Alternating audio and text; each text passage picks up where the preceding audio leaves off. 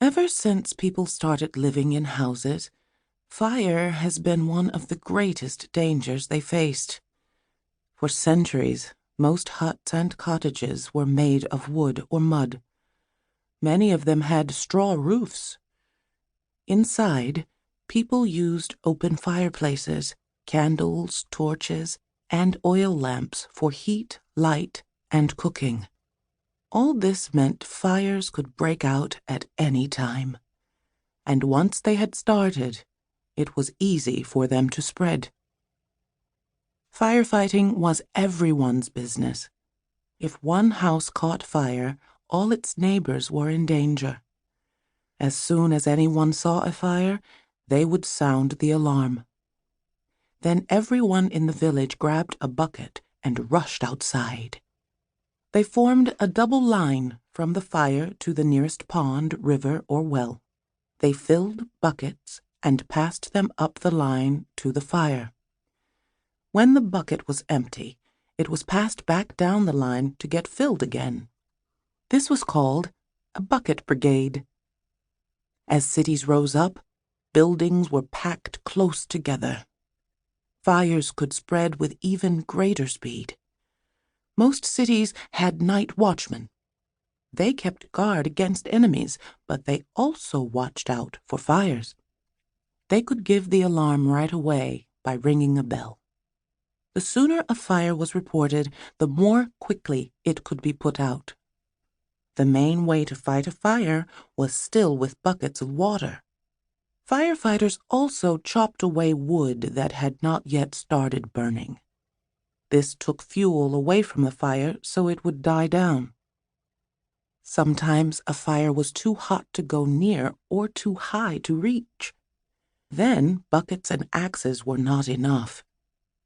In the 16th century in Europe, people started to use pumps that could shoot water longer distances. The first pumps were like giant squirt guns.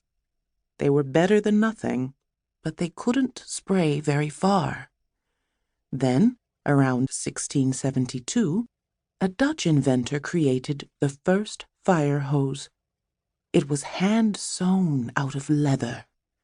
With a hose, firefighters could aim at a blaze many feet away and then force water through the hose at it. Machines for fighting fires began to appear about the same time. These each had a container full of water and a pump to force it through the hose to the fire. The first ones were called hand tubs because they had to be filled by hand and then carried to the fire. After that, the water was pumped through the hose by hand. A big improvement came with the invention of a machine that pulled water directly from a well or pond or other source of water. Then, in 1829, a steam pump for fighting fire was invented. Now people didn't have to pump the water by hand. At first, the heavy pumps had to be carried. Soon they were put on wheels and pulled to the fire by firefighters. It may seem odd that the men would bother dragging it themselves. Why not use a horse? There were problems with making horses pull the engines. It took time to lead horses from their stable and harness them, and only a very special kind of horse could be used. It had to be strong and fast. Most important, it had to be brave enough to run toward a fire instead of away from it. And it had to stand still right next to the fire while it was being put out. Most firemen didn't trust horses to do this. Engines grew bigger and heavier, however, in the 19th century. Finally, there was no choice. Horses were necessary. In New York City, a horse was first used to pull fire engines in 1832.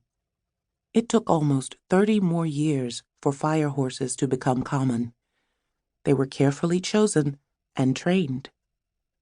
The city of Detroit actually established a horse college with report cards for each horse. The firemen worked closely with their horses and they became very attached to each other. Horses got so good at their job that it was sometimes hard for them to stop. After they were too old to pull fire engines, some were sold to pull wagons on city streets. At times, when a fire alarm sounded, a former fire horse would try to go back to its old life. It would take off for the fire, dragging its driver along.